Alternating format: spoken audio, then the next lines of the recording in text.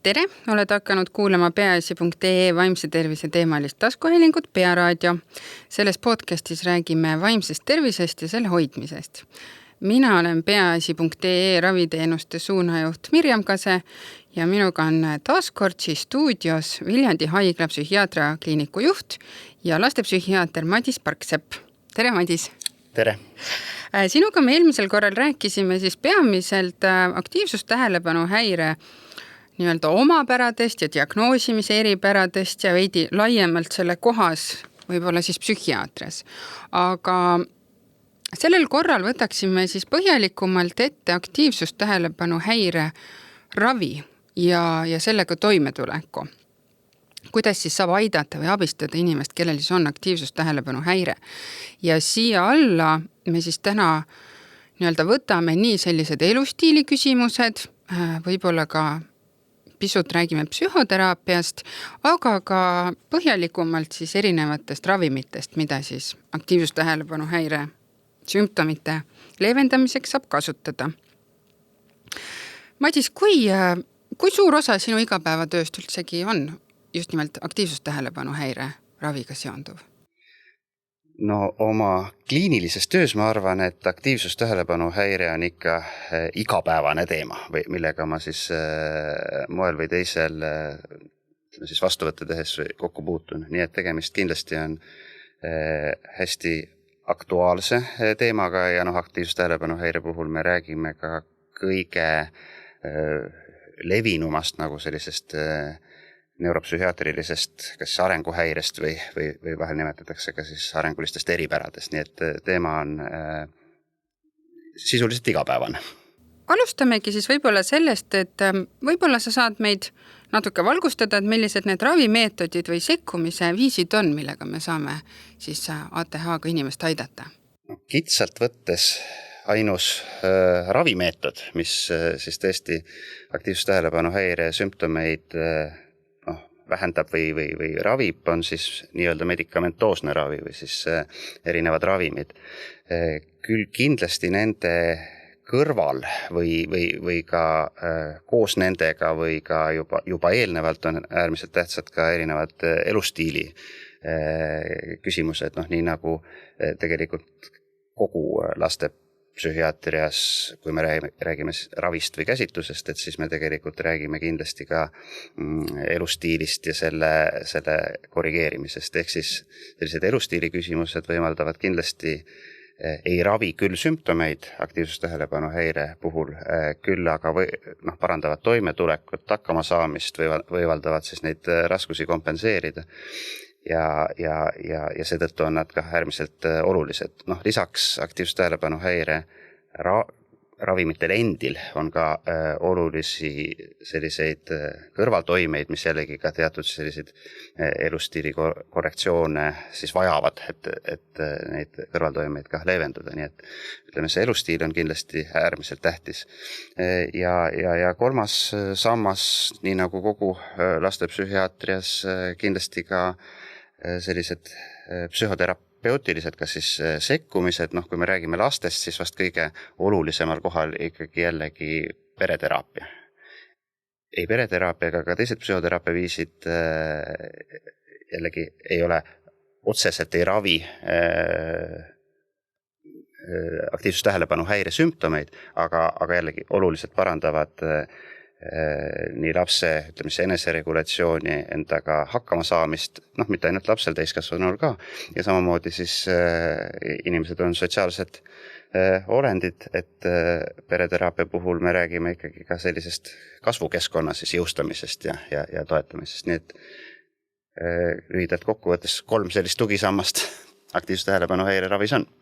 Nad on ilmselt suhteliselt üks-ühele ülekantavad ka täiskasvanute psühhiaatriasse, võib-olla selle erisusega, et pereteraapia tegelikult on ka täiskasvanutele väga kasulik, aga seal võib ka individuaalses psühhoteraapiat rakendada. Aga tõepoolest võib-olla alustamegi siis selle psühhoteraapiaga, et me teame et meil niisugust aktiivsustähelepanu häire väljaravimise võimekust täna ei ole, aga võib-olla sa natukene kirjeldaksid, et mis sinu vaatest selline psühhoteraapia roll siis on, et kui me eelmine kord ka rääkisime, et aktiivsustähelepanu häirega lapsel või noorel on siis üks osa kannatusest on siis need tema sümptomid, mis siis raskendavad tema toimetulekut, aga suur osa sellest nii-öelda elukvaliteedi langusest võib tulla ka sellest, et tõesti need lähisuhted on natukene konarlikumad, läbisaamine nii siis sõpradega kui ka vanematega võib olla pisut kehvem kui teistel just nimelt üle siis sellise impulsikontrolli raskuse, et milline on sinu kogemus, et kuidas see psühhoteraapia siis tegelikult seda aktiivsustähelepanu häirega inimest toetab? Kui me räägime väiksematest lastest, ütleme lasteaialapsed või esimeste klasside lapsed, siis minu vaates sageli esmavalik ikkagi ongi just läbi sellise süsteemse või pereteraapia sekkumise toetada või aidata siis süsteemi kui tervikut, ehk siis aidata ka süsteemil, ütleme, et ühelt poolt seda last mõista ja teiselt poolt aidata ja toetada ja anda ka siis selliseid suuniseid ja juhiseid, kuidas teda siis toetama peaks, et millised asjad siis toimivad, millised asjad ei toimi. Ehk siis aktiivsustähelepanu häire puhul on hästi oluline mõista seda, et ega sellest häirest tulenevad need käitumisilmingud, et see ei ole selles mõttes lapse valik, et ta ärkab hommikul üles ja mõttega, et milliseid probleeme korraldada ja samal ajal sellest arusaamine ei tule alati nii väga hõlpsalt, et kindlasti pereteraapia aitab nii mõista seda patsienti kui ka sellel süsteemil selle patsiendi vajadusi siis arvestada ja neid toetada. Kui me räägime juba noorukitest täiskasvanutest, nagu sa välja tõid, et seal üha suuremat rolli võib ka tõesti see individuaalne teraapia mängida ja selle puhul me õpetame inimesel ühelt poolt jällegi, et endast paremini aru saada, oma emotsioonidest, käitumismustritest ja õpetame kindlasti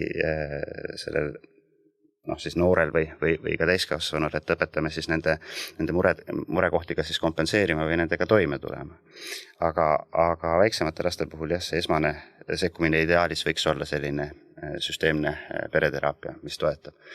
Tõsi, muidugi alati ei ole küsimus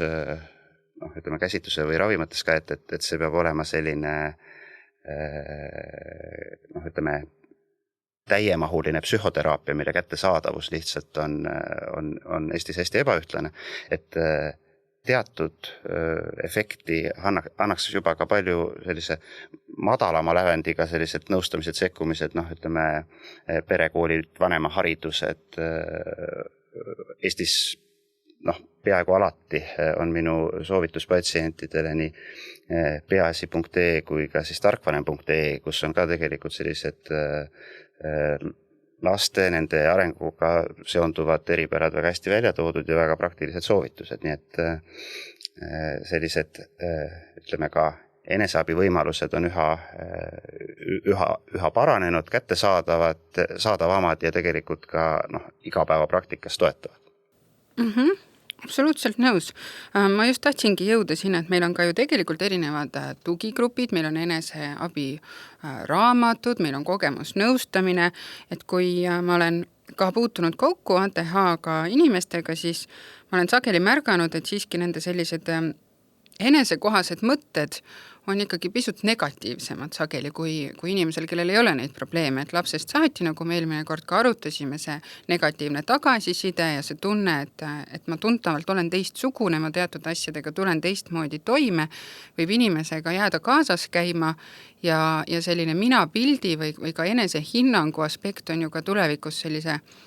elukvaliteedi ja üleüldse muude psüühikahäirete kujunemisel üks väga oluline aspekt, mida tegelikult võiks igati kaitsta nendel kujunemisaastatel. Ja igati nõus ja see on tõesti üks mõnikord ka lausa kogu selles probleemistikus kõige olulisem osa ongi just see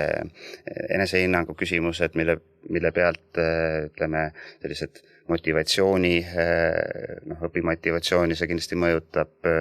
potentsiaal meeleolu ärevushäirete tekkeks, nii-öelda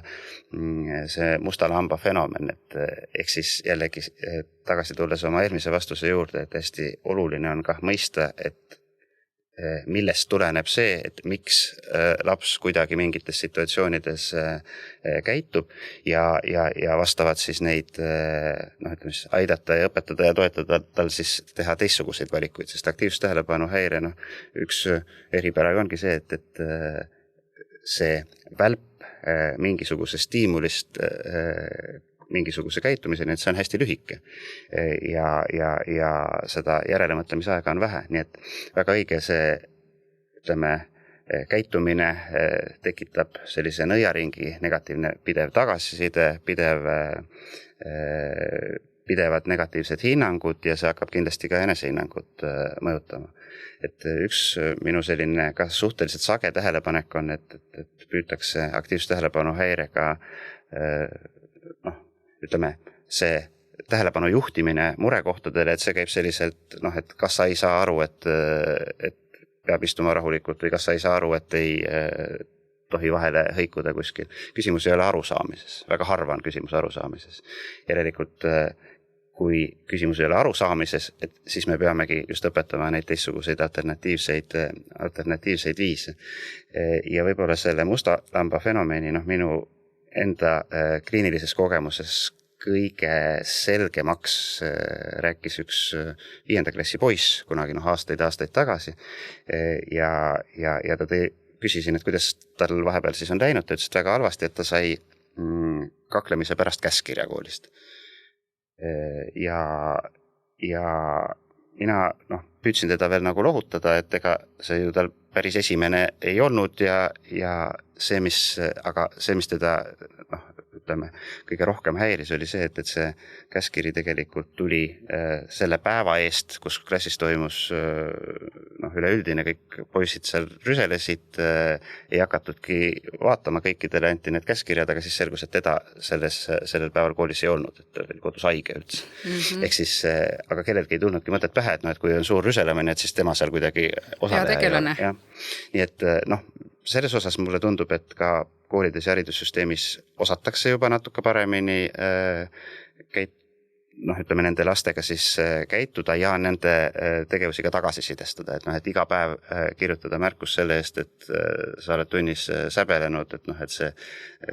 kuidagi ei aita, vaid pigem tekitab sellist just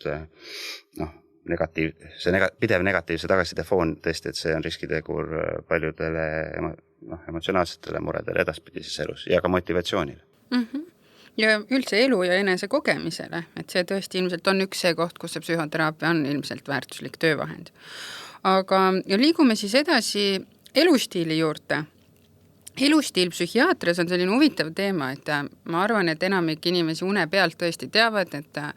kui sa käid jooksmas, siis vererõhk poole aasta pärast on jupi võrra madalam, kui ta oli enne alustamist ja kui kehakaal on normis, siis südametervis on parem ja veresuhkur on madalam. Et see on meil tõesti lapsepõlvest saadik ikkagi sisse juurdunud. See arusaam, et milline on elustiili seos siis meie kehalise tervisega. Me tänaseks teame, et see seos vaimse tervisega ei ole üheski aspektis väiksem. Väga tugev on elustiili seos siis erinevate psüühikahäirete sümptomite kontrollimises, nende ennetamises ja kui me liigume ka nii-öelda häirekeskkonnast välja, siis üleüldse vaimses vastupanuvõimes, stressitaluvuses ja nii edasi ja nii edasi. Mis sa arvad, mis see põhjus on, et me tegelikult tänase päevani ei ole ikkagi inimestel nii harjunud seda elustiili just nimelt sellise vaimse tervise ja vaimse heaoluga seostama? See elustiili küsimus, et ühelt poolt on ju laste psühhiaatrias on seda räägitud nii kaua, kui laste psühhiaatria sellisel moel või viisil erialana on välja töötatud ja mis on korraks ajalukku hüpates siis sellised esimesed aktiivsus tähelepanuhäire kirjeldused, noh, mida mina olen näinud omaaegsetelt arstidelt, et need on kusagil 18. sajandist ja mitte ainult kirjeldused, vaid tegelikult on ka seal raviviisid või siis käsitlusviise on siis välja pakutud ja ka nende hulgas on mitmed elustiili siis sellised soovitused, näiteks füüsiline aktiivsus ja seal vist oli ratsutamine ja siis oli unest oli juttu ja müravaba keskkond. No selles kirjelduses konkreetselt küll müravaba keskkonnana mõeldi pimedad keldrid, kuhu need ratsutamine on ka omapärane valik muidugi. Noh, eks see tolleaegne, see oli äkki prantsuse tekst, et eks võib-olla tollel ajal oli see selline spordi etalon, ei tea. Aga et ühelt poolt elustiili küsimusi sellist üldtoetavat efekti on ju alati teatud, aga noh, mida küll viimasel võib-olla just 10 aastal või natuke enamal on näidatud ka elustiili siis teatud valikute või kas noh, ütleme füüsiline aktiivsus näiteks, et selle tõstmisel on ka täiesti raviv efekt mitmetele meeleolu või emotsiooni regulatsiooniga seotud siis psüühikahäiretele, nii et elustiilil mitte ainult toetav, vaid võib teatud puhkudel olla ka täitsa selline raviefekt olemas ja noh, seda võib-olla kaudsemalt füüsilise aktiivsuse ja erinevate harjutuste puhul peegeldab ka noh, üha rohkem psühhiaatrias või psühhiaatri ravimeeskondades näeme füsioterapeute, kes siis õpetavad ka või noh, ütleme, et on siis osa juba ikkagi ravitiimist. Miks võib-olla selle elustiili muutmise või tähenduse või seose tervisega, et miks see vaimse tervise puhul võib olla keerulisem, eks vaimse tervise puhul on keerulisem midagi mõõta, et seda efekti mõõta. Noh, ütleme, et kui ma näiteks käin jooksmas, et siis on mul üpris hõlbus mõõta selle efekti näiteks, ma ei tea, pulsisagedusele, rahuoleku pulsisageduse muutus, vererõhule, koormustaluvusele või noh, kas või kiirusteks, et käin 3 kuud ja vaatan, et et olen kilomeetri kohta nii mitu sekundit, siis siia-sinna liigun, et seda on hõlbus teha. Ja aasta lõpuks võin öelda, et noh, sooritusvõime näiteks paranes 10%, aga kui see sama tegevus parandab emotsionaalset seisundit 10%, siis seda märgata või mõõta kuidagi on meil palju raskem, et eks see on kogu psühhiaatrias üks probleemi koht, mitte ainult elustiili korral, vaid raviefekti puhul ka, et mis on see näiteks ravimite efekt, mida me taotleme, on see siis mingisugune, seal on erinevaid siis küsimustikke välja töötatud aga et seda mõõta igal juhul on oluliselt keerulisem, nii et ma arvan, et elustiili puhul samamoodi. Miks nüüd aktiivsust tähelepanuhäire korral veel elustiilist rääkida, korra tagasi sinna ka diagnostika juurde tasub minna, et ehk siis elustiilil on ka väga palju võimalusi, ütleme siis kas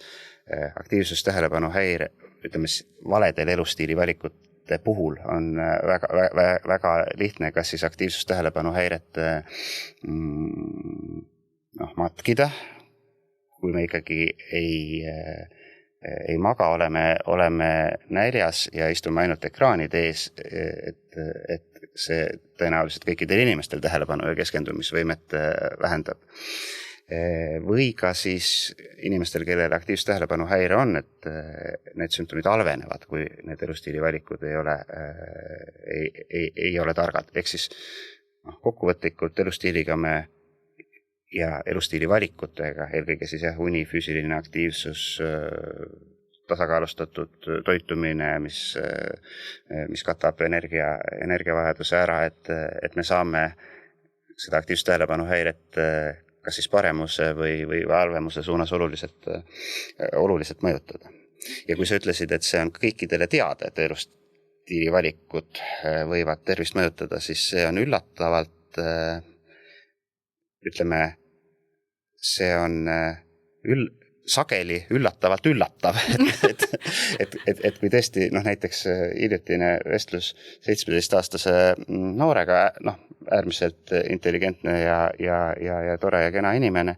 ja mure ka ikkagi ju need eksamit või temal küll vist olid tasemetööde perioodid ja siis mingisugused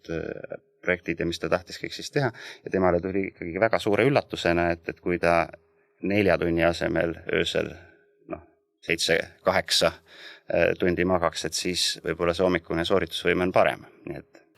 jah, ma just mõtlesingi, et see üllatus on inimestel see seos nagu vaimse tervise ja tõesti keskendumise meeleolu selliste küsimustega, aga kõigil on üldteada see, et see on südamele hea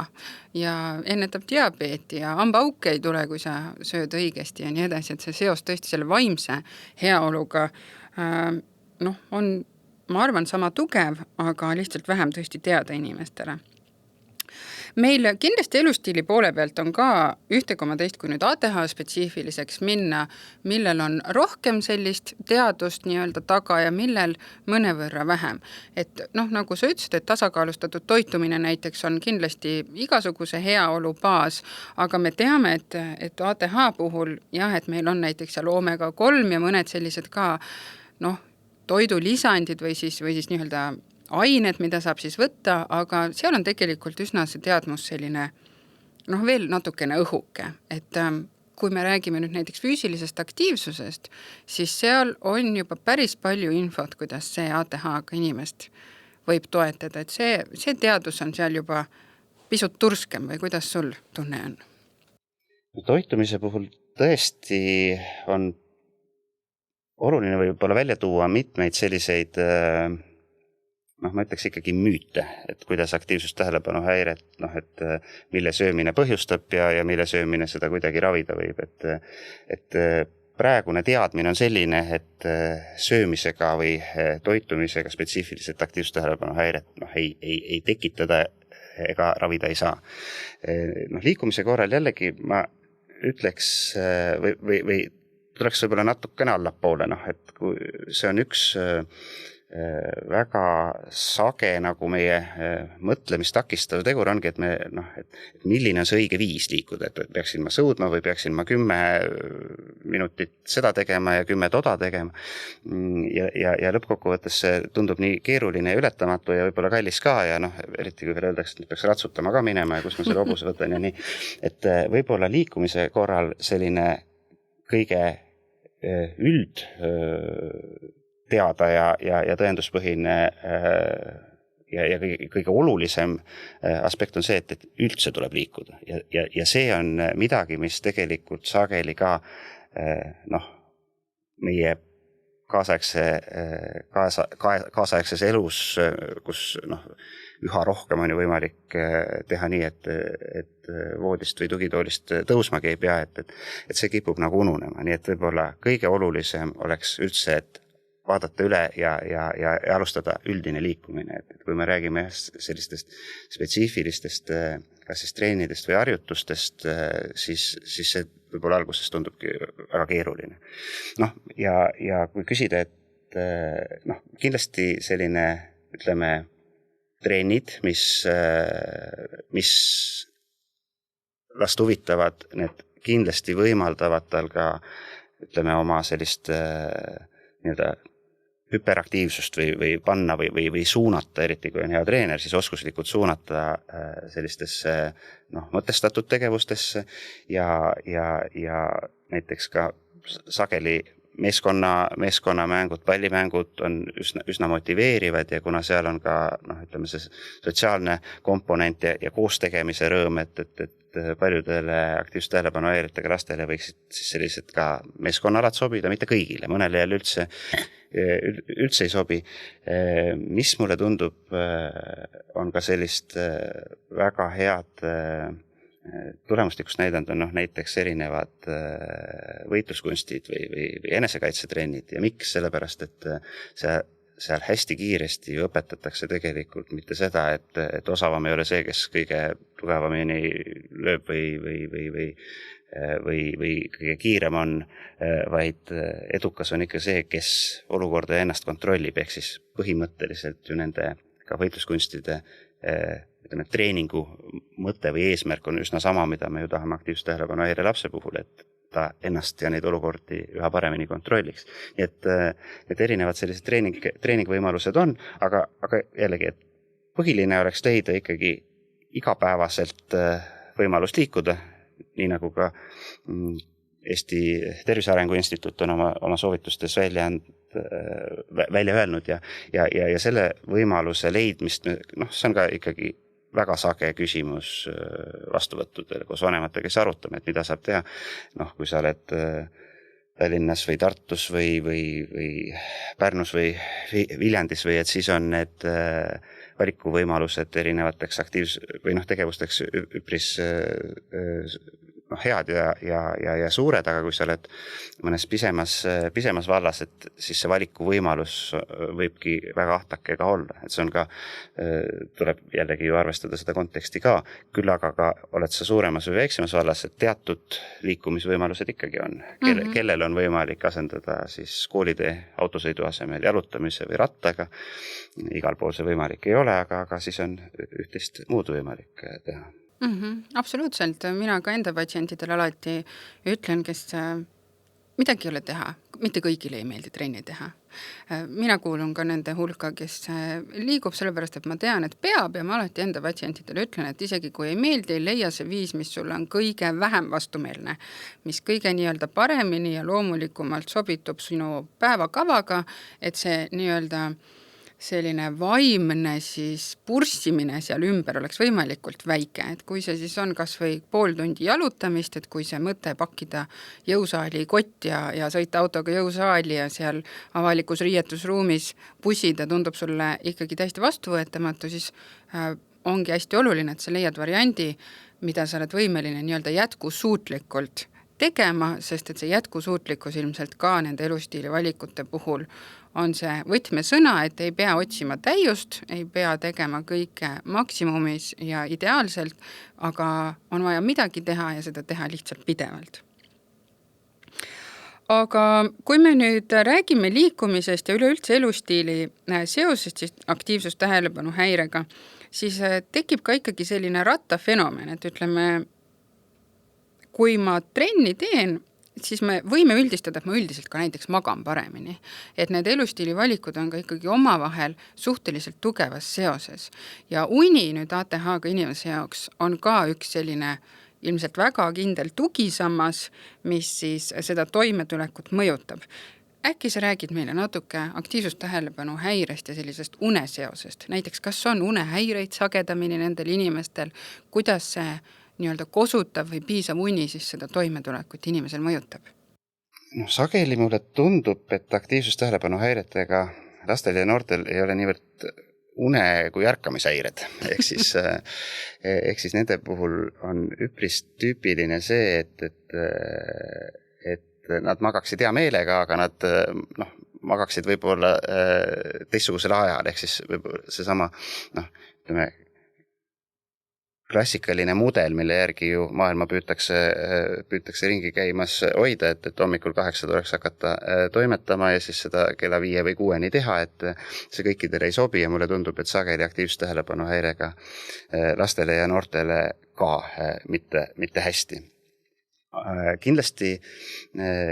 on uni oluline aktiivsustähelepanu häire kontekstis, kui me pärastpoole räägime ka ravimitest, sest nende etteruttavalt juba, et mitmete ravimite potentsiaalne mõju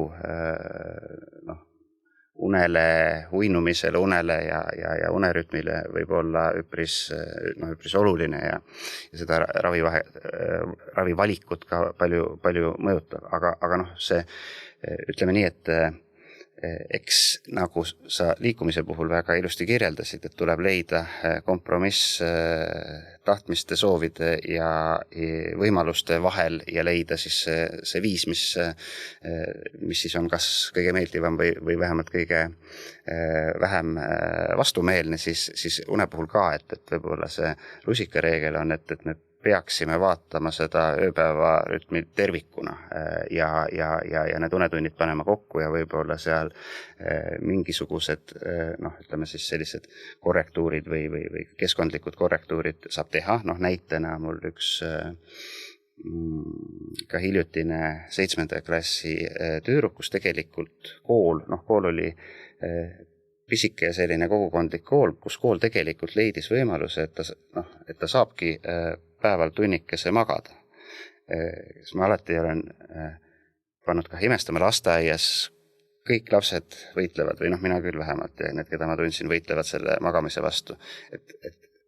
lasteaias alati või eriti seal suuremates rühmades võib-olla see päevane magamine ei olegi enam nii põhjendatud, eriti kui laps kodus ei maga, aga et selle võiks panna võib-olla just sinna põhikooli lõppu, kus see koormuse pinge on suur ja kus siis lapsed saavad päeval tunnikese koolis magada. Nii et ütleme selline eakohane unevajadus, et see saaks täis siis magatud, et seda tasub ja peab tõesti jälgima. Ja jällegi, kui me juba räägime suurematest noorukitest, siis nende ja ka täiskasvanutel, siis nende puhul samamoodi, et vahel tulebki meelde tuletada, et sõltumata vanusest, et uni jääb meil vajalikuks ka, et see ei ole ainult nagu lapsepõlve või ajuarenguga seotud, et see ka edaspidi on vajalik. Ja oluline on ka minu meelest meeles pidada, et kui me räägime sellistest elustiili valikutest nüüd psühhiaatria kontekstis, siis on see omaette ka pisut selline võib-olla tundlik teema, sellepärast et pikalt ikkagi on olnud seda stigma vaimse tervise probleemide osas, kus siis ütleme depressiooniga patsiendile või inimesele öeldakse, et sa oled lihtsalt laisk, mine liigu, mine suhtle ja samamoodi, et kui mõelda kõike seda tralli, mis toimub koolis, mis toimub täiskasvanuna, kui ise saad lapsevanemaks, et näiteks ATH-ga inimesele paluda nüüd teha selline mõnus nädalakava, kuhu struktureeritud plaani kohaselt ära mahutada oma trennid ja sinna veel õigeks ajaks kohale jõuda, et see tegelikult on omade nüanssidega, et tuleb ka siin anda au, et kindlasti selles valdkonnas, tähendab üleüldse elustiili valikute muutmine ja seal muudatuste niimoodi püsivalt tegemine see on vägitegu igale inimesele ja psühhiaatrias veel eriti tuleb kuidagi olla eriti uhke ja rõhutada seda, et see tõepoolest on keeruline asi, mida teha, eriti siis teatud selliste psüühikahäirete taustal. Täiesti nõus sellega ja seetõttu enamasti ei olegi võimalik neid muutusi teha kellegi ütluse peale, et ma ei tea, liigu rohkem ja söö rohkem kala ja maga tunnike rohkem, vaid et eks see on ka selline pikk protsess, mis peab ka asjaolusid arvestama. Nii et igati ühinen sinu sellise tunnustusega nendele inimestele, kes seda suudavad. Aga räägime siis juba edasi ravimitest. Siin ma annan sulle täiesti sellise vaba voli alustada sealt, kus sa tahad ja lõpetada seal, kus sa paslikuks pead, et millised tegelikult on need ravimid, mida me saame ATH puhul kasutada, mida me kasutame võib-olla ka lühidalt mõnest sellisest kombinatsioonist. Põhilised ravimirühmad siis aktiivsustähelepanu häire puhul on siis stimulandid, mis on ka nii maailmas kui Eestis sellised enamasti esmavaliku ravimid ja millest siis võib-olla tuntumad esindajad Eestis on siis metüülfenidaat toimeainena. On tal mitmeid erinevaid brändinimesid ja teine on siis listeksamfetamiin, millel samuti on Eestis vähemalt 2 brändi ravimid müügis. Ja maailmas mõned on veel, aga need on siis sellised võib-olla kõige kandvamad ja kõige olulisemat rolli omavad ravimid. Ja lisaks neile on siis veel mittestimulantsed aktiivsustähelepanu häire ravimid, mis on siis, mille esindaja või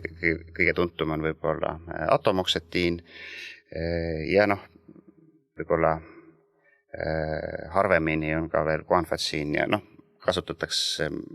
mõnikord ka teisi ravimeid, aga nende tähendus võrreldes võib-olla siis stimulantide ja atomoxetiiniga on oluliselt väiksemad. Ja aktiivsustähelepanu häire on üks selline suhteliselt, ma ütleks ikkagi vähemuses olev psüühikahäire, millel on ka täiesti kena ja kõigile nähtav ja kättesaadav diagnostika ja ravijuhtnöör Tervisekassa siis eestvedamisel tõesti ka loodud ja põhjalik ravimiinfo seal tegelikult kenasti ka nähtav. Aga kui nüüd igapäevasesse, ütleme siis praktikasse tulla, siis ikkagi esimene küsimus ravimise puhul on alati patsiendile ja laste puhul me räägime ka nende vanematele see küsimus esitada, et kas see on see, mida nad tahavad, ehk siis üpris sage ja võib-olla rohkem just ka algklassides on see küsimus, et keegi arvab, et keegi peaks ravimit võtma. On see siis mõni haridustöötaja või treener või siis mõni kaugem sugulane või siis ka naabrinaine või naabrimees, kes arvavad, et võiks ravimit võtta. Et tegelikult esimene küsimus ikkagi on ju patsiendile endale ja tema perele, et millised on need valikud ja võimalused ja arsti asi eelkõige on siis neid valikuid ja võimalusi siis tutvustada, aga ehk siis ravimid ei ole sellised, milleni me sageli esimesel vastuvõtul jõuame või ütleme, et pärast diagnostikat, et need on samamoodi selline protsessi arutelu küsimus.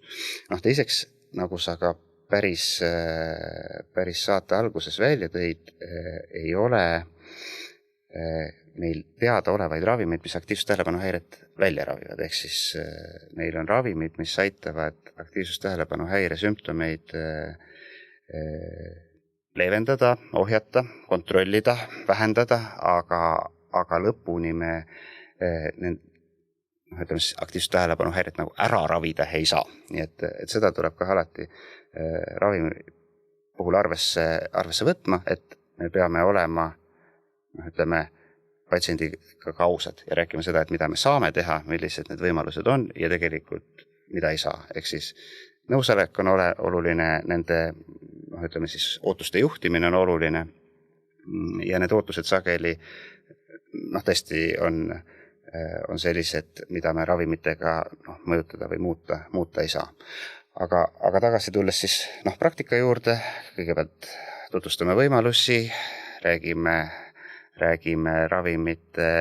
eripäradest, põhilistest olulisematest kõrvaltoimetest, sagedasematest kõrvaltoimetest, millest ka kuidagi mööda ei saa. Kõrvaltoimed on kõikidel nii ravimitel, aga võib öelda ka tegelikult ka psühhoteraapial võib olla mõjusid, mis ei ole planeeritavad ja elustiili valikute puhul ka, et kui sa mind vaatad, et siis ka näiteks jooksmisel võib olla trauma võib olla kõrvaltoime, et ravimite puhul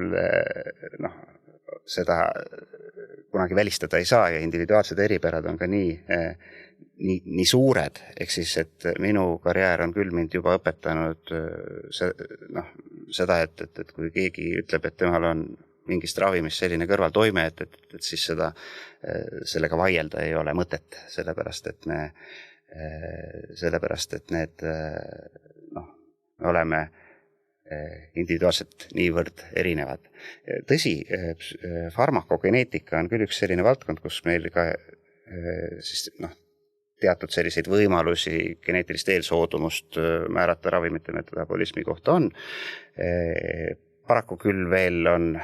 valikus või neid ravimeid, mida me saame, mille kohta me juba eelinfot saame, et neid hetkel veel väga palju ei ole ja aktiivsustähelepanuhäire ravis see meid täna veel väga palju edasi. Küll aga antidepressant ravis, need, kes kunagi geenidoonorina andsid, et neil on kenasti näha, et kas meie peamistel antidepressanti gruppidel oled sa küll aga antidepressantide puhul parem vastuse või halvema vastusega. Just. Ehk siis pikk jutt kokkuvõttes on see, et eks see ravimitega ravimise esimene etapp ongi siis selgitused ja siis tuleb anda ka ütleme siis otsustamiseks aega. Ja inimesed ja pered on erinevad, on sellised, kes vastuvõtu alguses ütlevad kindla ei, et nad kindlasti mingit ravimit ei soovi, siis nad kuulavad juttu 3 minuti pärast, ütlevad, et rohkem ei taha kuulata, et tahaks juba retsepti. Ja on selliseid, kes kelle puhul me räägimegi need võimalust ära ja kes otsustavad, et nad seda ravimit ei taha võtta ja aktiivsus tähelepanuhäire korral on see ka täiesti okei. Saamegi siis jälgida ja vaadata ja edasi oodata. Nagu sa ütlesid, et me tõesti seda välja ei ravi, on ju, et me kontrollime siis selle rohuga pisut neid sümptomeid. See ATH raviks kasutatavad siis peamised stimulandid on selles mõttes võrdlemisi nagu mugavad, et kui sa neid võtad, siis sul on toime, kui sa neid ei võta, siis ei ole. Et teiste psühhiaatriliste ravimitega on see järjepidevus sageli väga oluline, et me võtaksime iga päev ja ravikuurid on pikad. Seda stimulantravi nüüd tõesti saab kasutada ja sageli ju täiskasvanud kasutavadki vajadusel, et raskematel perioodidel, rohkem pingutust nõudvatel perioodidel ma võtan, aga ütleme nädalavahetustel, puhkuste perioodidel ma tegelikult rohtu tarvitama ei pea.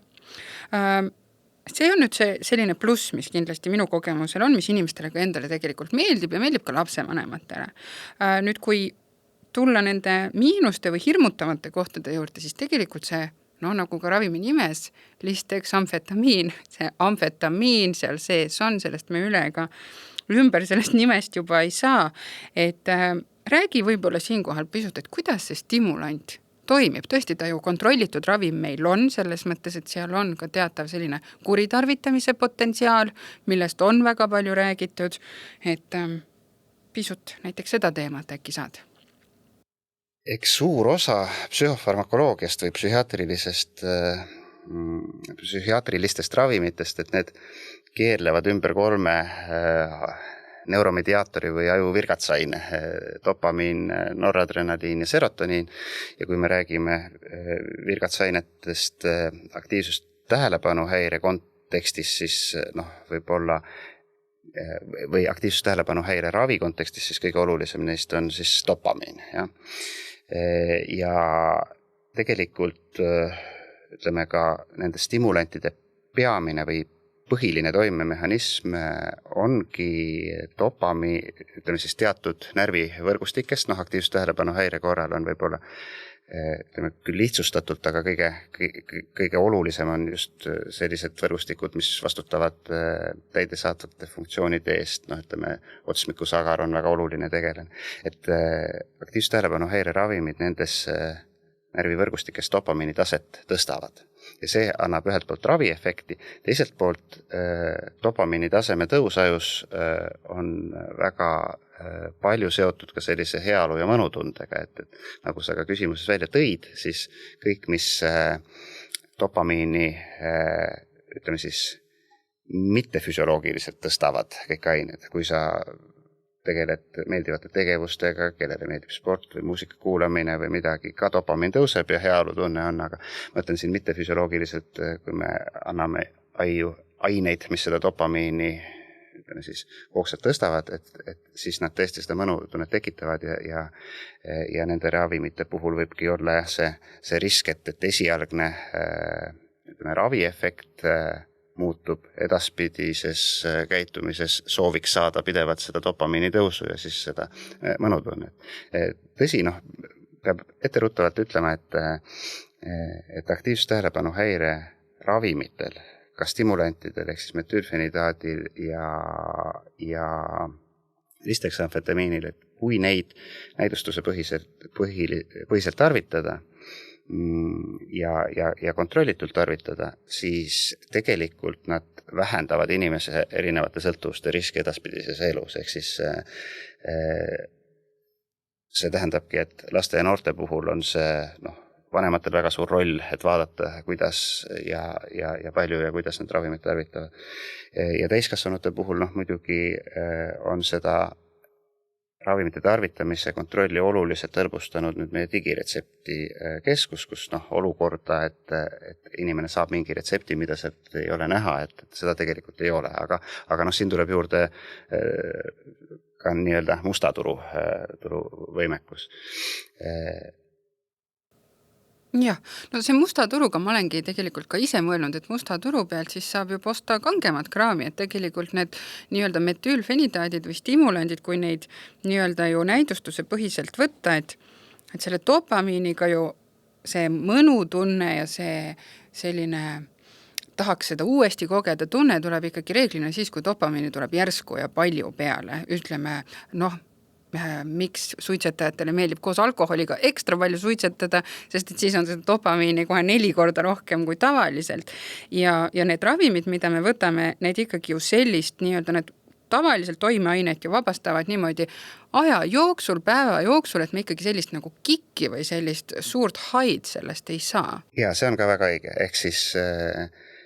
nende ravimite puhul tõesti enamasti see mõju on väga, ütleme siis päeva peale ära jaotatud, mis tähendab tõesti seda, et sellist kohest toimet ei ole, vaid see, ütleme siis, see toime saabubki järk-järguliselt, mis muidugi erinevatel metüülfenidaadi siis preparaatidel on need nii toimeajad kui toimekestused ja mõned nüansid veel on võivad olla suhteliselt erinevad, mis jällegi, ütleme siis, kitsaskohana võivad tähendada seda, et kuigi see metüülfenidaadi molekul üldiselt sobib, siis erinevate ravimivormide või siis erinevate brändide toodetega ühte või teist asendada ei saa. Nii et selles mõttes selle sobiva lahenduse leidmine on sageli, tuleb sageli ka jälle aja jooksul, et ei ole võimalik kohe kõike ette näha. Nii et aga siis ma saan aru, et sa ütled, et põhimõtteliselt sama toimeainega preparaadid, aga ütleme erineva nimega, millel siis pisut võib selline ajaline mõõde või toimeaja kestvus laveerida, et see on ATH puhul üsna selline peen dünaamika ja üsna selline oluline faktor. Jah, ravimivaliku puhul tõesti see võib nii olla ja Eestis on olnud viimastel aastatel väga sageli ka ravimite tarneraskusi, mis tähendab seda, et mingisugune aktiivsus tähelepanuhäire ravim või siis mingi metüülfenidaadi brändi või mingit annust Eestisse ei tooda, et siis selle tulemuseks ongi, et me peame püüdma või proovima neid alternatiivseid võimalusi ja see alati ei õnnestu. Ehk siis, et tagasilööke võib tõesti tekkida, kuigi iseenesest see metüülfenidaadi molekul justkui nagu sobiks. Meile tuli ka üks kuulaja küsimus tegelikult selle sama teema kohta, et kuidas üle elada need tarneraskused tõepoolest, kui oled leidnud sobiva asja ja see võib olla kas või sama toimeainega, sama annus, aga asendatakse teise preparaadiga, et see tegelikult alati ei pruugi sobida. Aga nende tarneraskuste kohta, Ravimiamet teeb rasket tööd koos Tervisekassaga, et neid nii-öelda oleks võimalikult vähe ja võimalikult harva, aga seda vist peab küll ütlema, et see teatud mõttes sellise 1, midagi miljonit elanikuga riigi osas on lihtsalt paratamatu, et neid on vist kõikides ravimirühmades ja sinna me tegelikult vist väga palju teha ei saagi. No tõenäoliselt mitte, sest suurtele ravimitootjatele me tõesti oleme nii väike turg, et ei ole nende prioriteedid. Mis küll on nende tarneraskuste probleem sageli on see just, et nad tulevad väga ootamatult, ehk siis kui meil ei ole võimalik ka ennetavalt midagi teha ja tõesti nii nagu kuulaja küsiski, et see mõnikord selle alternatiivse võimaluse leidmine ongi hästi keeruline. Tõsi on ka see, kui tagasi sinu sissejuhatuse juurde tulla, et metüülfenidaadi puhul tema mõju on ütleme, et ühe tööpäeva et tema puhul me saame neid alternatiivseid võimalusi suhteliselt hõlpsalt proovida, erinevalt näiteks antidepressantide, kui me peaksime selle vahetuse viima läbi ja see antidepressandi mõju mõnikord 3, 4, 5 nädalaga alles ilmneb, et siis meil on ka keerulisem. Metüülfenidaadi korral selliseid alternatiivide proovimisi on oluliselt hõlpsam läbi viia. Ma võib-olla stimulantide teema lõpetuseks tooksin ka üles sellise, koos selle sõltuvusteemaga, sellise küsimuse, et see käib nüüd rohkem, ütleme, täiskasvanute kohta, aga on üldiselt teada või ka inimestel on selline teadmus või arvamus, see ilmselt sõltub hästi palju ka siis rohtu määravast arstist, et me tegelikult nii-öelda stimulantravi ei määra inimestele, kellel on siis all varasem, ütleme, kuritarvitamise või sõltuvuse probleem. Ja just nimelt, et siis ilmselt ettevaatlikkust silmas pidades, et sellist nagu kuritarvitavat või sõltuvuskäitumist siis selle kontrollitud ravimiga ennetada. Küll aga kui me nüüd vaatame üleüldse ATH-d, siis igasugu sõltuvused ja kuritarvitavad käitumised muidugi selle häirega kaasas käivad ja väga sageli algavad need juba nooruki eas, kui mitte lapsepõlves, ütleme varajane nikotiinsõltuvus ju väga tüüpiline.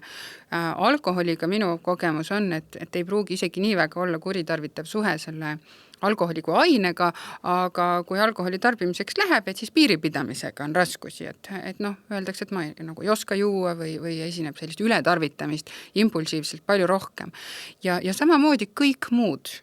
tegelikult ju uimastid, et aktiivsustähelepanu häirega inimene on tugevas riskirühmas sõltuvushäire või siukse kuritarvitamise kujunemiseks ja samas me ütleme siis, et me justkui seda stimulanti või seda ainsat niimoodi väga hästi toimivat ravimit siis panna ei saa. Mis teema sellega on? No tegelikult on selles osas jällegi üks viimasel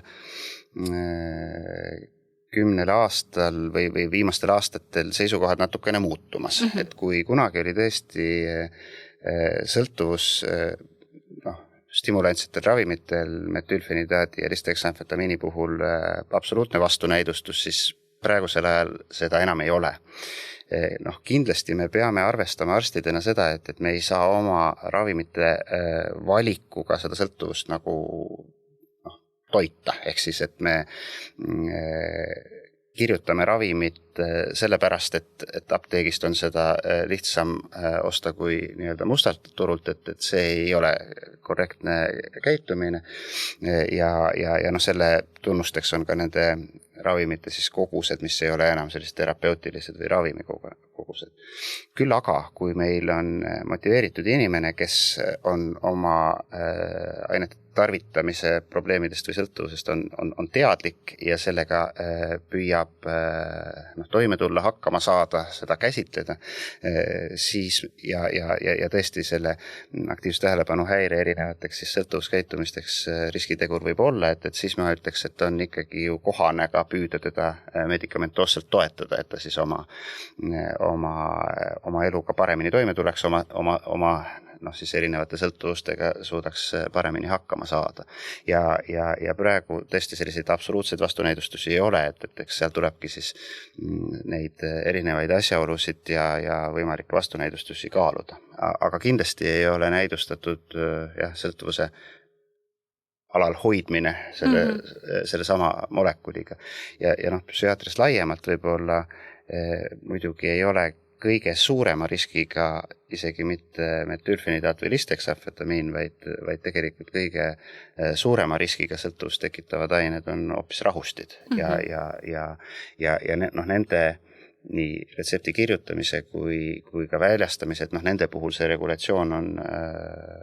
paradoksaalselt oluliselt hõredam kui metülfenidaadi või lisdexamfetamiini puhul. Ja need stimulandid ju kannavad siukse uue ravimi taaka vist. Ma küll ennem ütlesin, et lõpetame nüüd selle stimulantide teemaga ära, aga siiski tegelikult tuli meelde, et tahaksin ka veel küsida sellise asja kohta nagu ravipausid, et stimulantraviga ikkagi käib läbi see teema, et kas see ravimit nii-öelda võtta pidevalt, teha pause ja miks neid pause üldse vaja on? Ravipauside koha pealt on ka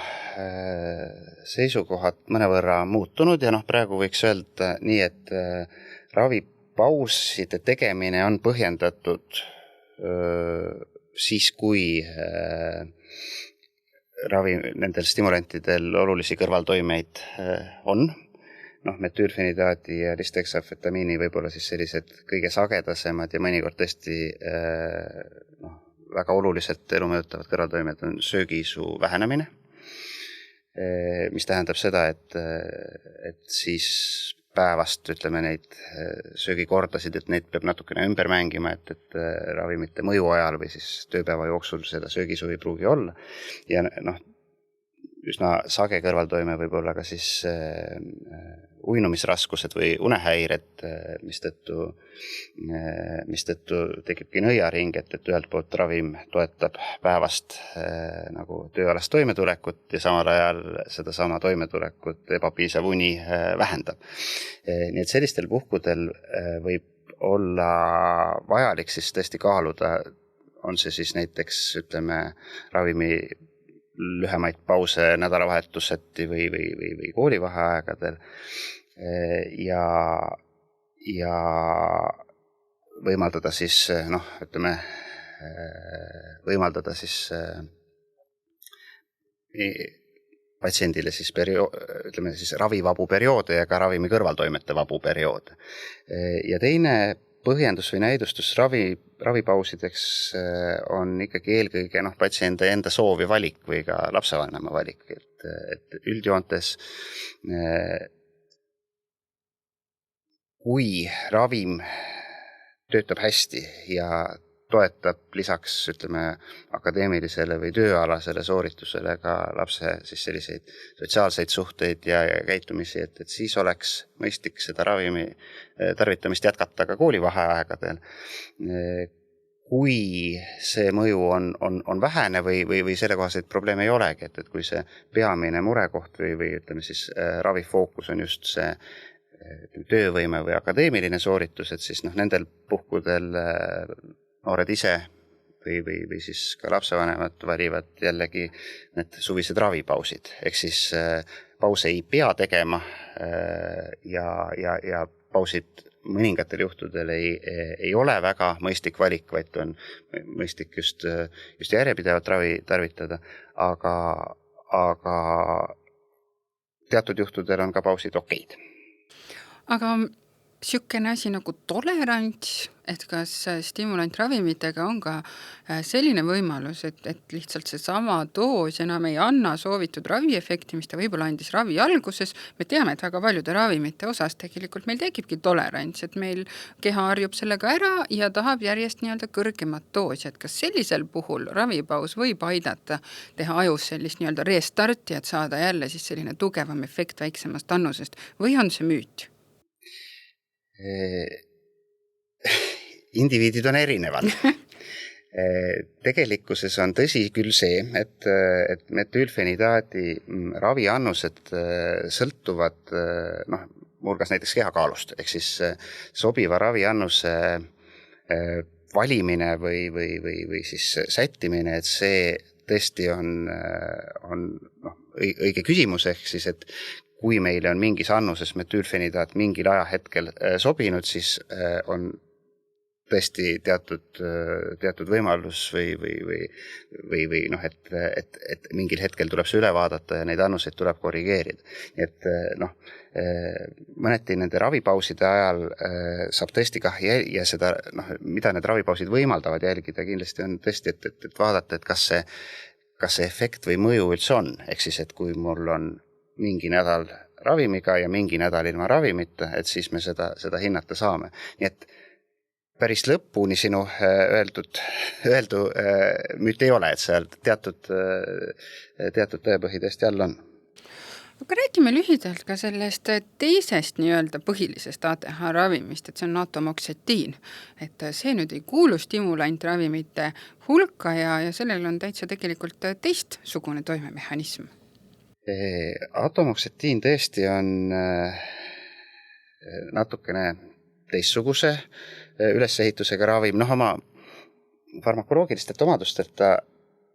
pigem on natukene rohkem antidepressante meenutav, kuigi jällegi nende neuromediaatorite juurde tagasi tulles, et eks see lõpptoimemehhanism küll natukene teistmoodi, aga on ikkagi nii noradrenaliini kui ka siis kaudselt dopamiini ainevahetuse mõjutamine siis teatud ajuringetes, nii et selles mõttes need mediaatorid lõppkokkuvõttes on ikkagi suhteliselt sarnased. Mis on tema eripära, et kui tõesti stimulandid hakkavad toimima üsna kiiresti, üsna kohe ja toimivad siis sellel päeval, kui neid võtta, siis atomoksetiini puhul see toime algus on pikaajaline. Jällegi natuke sarnasem siis antidepressantidega, kus see efekt ilmneb siis 4 mõnikord isegi 6-8 nädala jooksul, mis stimulantide puhul on tegelikult juba esimestel ravinädalatel näha. Ja teine tema eripära võib-olla stimulantide osas ongi just, et teda peab võtma hästi järjepidevalt. Ehk siis, kui me temasse teeme neid ravipause või kunagi ei ole ju küsimus, et üks kord jäi võtmata ununes ära, aga kui me juba teeme seal mitmepäevaseid pause, et siis see efekt ka ei ilmne. Ja see on ka üks minu sellises kliinilises kogemuses olnud üks selliseid murekohti, kus me, et just kui ravimit võetakse juba piisaval ajal, aga efekti ei ilmne ja kui lõpuks ikkagi selgub, et ravimi regulaarseks võtmiseks pidas, tema oli küll täiskasvanud patsientega, et tema pidas, et kui ta enamatel päevadel nädalas võtab, ehk siis 4 päeval võtab ja 3 ei võta, et siis see on järjepidev võtmine. Et atomoksetiini puhul siis me sellist efekti ka ei saa. Aga kõrvaltoimete profiili poolest, kas me saame öelda, et kui näiteks see stimulant ei sobi, ütleme, et juhtubki see kõige kehvem, toidu isu kaob täiesti ära, mis ka stimulanti puhul võib ju seda südamerütmi kiirendada nii lastel kui täiskasvanutel, tekib mingisugune taoline kõrvaltoime ja magada ka ei saa. Kas siis see järgmine samm on atomoksetiini proovimine või on see kõrvaltoimete profiil ikkagi pigem sarnane stimulantidega? Söögiisu vähendav ja pulsisagedust mõjutav toime on üsna sarnane. Võib-olla atomoksetiinil seda isu vähenemist on natukene vähem kui metülfenidaadil, aga jällegi, et need inimeste individuaalsed eripärad on üpris suured. Une osas on atomoksetiin üpris sageli või üks tema üpris sage kõrvaltoime tegelikult ongi ka unisuse tekitamine. Nii et unehäirete puhul seal kindlasti tuleb siis küll arvestada neid manustamise aegu ja kordi, aga et tõesti võib see atomoksetiin olla päris hea alternatiiv nendele inimestele, kelle metülfenidaat neid unehäireid kas siis tekitab või siis süvendab. Nii et siis võiks ta olla küll. Ja võib ta olla ka päris hea alternatiiv nendele patsientidele, kelle puhul me näeme, et see efekt ei ole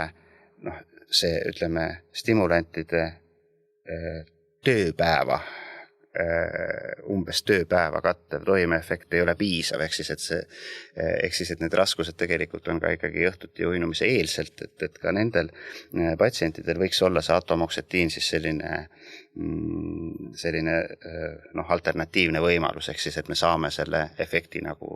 pikemaks. Et mõnes mõttes võib-olla metülfenidaadi ja listeksamfetamiiniga võrreldes see toime tekib kauem ja toimeefekt võib olla natuke väiksem, aga ta on natuke ühtlasem ja natukene pikaajalisem. Süke stabiilsem. Ja. Nii et neid ravimeid siis saab ka edukalt koos kasutada? Jah, ka kombinatsioone, aktiivsustähelepanu häire ravis ka kombinatsioone tõesti saab kasutada.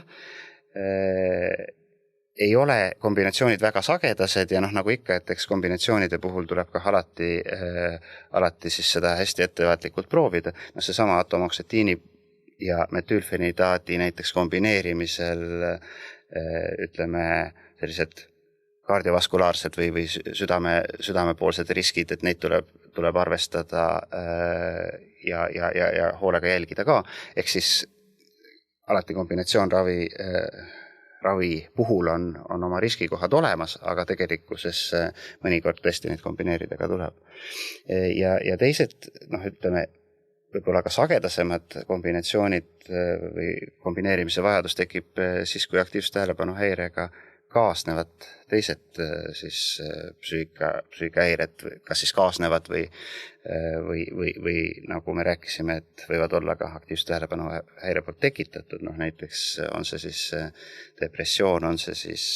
ärevushäired, mis võivad vajada täiesti eraldi või mitte võivad, vaid sageli vajavadki täiesti eraldiseisvat käsitlust ja ravi, nii et me aktiivse tähelepanuhäire ravimeid, mõnikord siis peame kombineerima mingite antidepressantide või muude psühhofarmakonidega. Et sellised kombinatsioonid vast isegi on sagedasemad.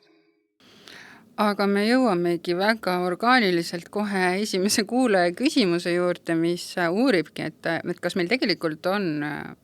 võimalik olukord, kus ma ravin siis ravimitega oma aktiivsustähelepanu häiret ja läbi selle muutub siis toimetulek ka autismispektri häirega kergemaks. Siin on küll nüüd spetsiifiliselt autismispektri häirele keskendatud, aga ma võib-olla laiendaks küsimust, et kas sinu praktikas on ette tulnud, et ütleme varasemalt ka muude raskustega patsient, ütleme pideva võib-olla tõesti ärevusega, meeleolu, võib-olla siukse emotsionaalse reguleerimisega, hädas patsient saab abi ka nendele muredele läbi selle, et ta tegelikult ravib siis oma aktiivsustähelepanu häired. Jah, nii võib olla, et eks see alati on vajalik püüda välja selgitada neid põhjuseid ja tagajärgi. Põhimõtteliselt võivad ühel ja samal inimesel olla ka täiesti sõltumatutel põhjustel või teguritel erinevad psüühikahäired korraga. Ja sellisel juhul tõenäoliselt see aktiivsustähelepanu häire ravimine või mitte ravimine väga palju seda kaasvat psüühikahäiret ei mõjuta ja ei toeta. Siiski tõenäoliselt ikkagi niivõrd palju toetab, et kui mõelda, et aktiivsustähelepanu häire võib halvendada inimese ka igapäevaseid, ütleme selliseid otsuseid või kas või seda, et kas tal on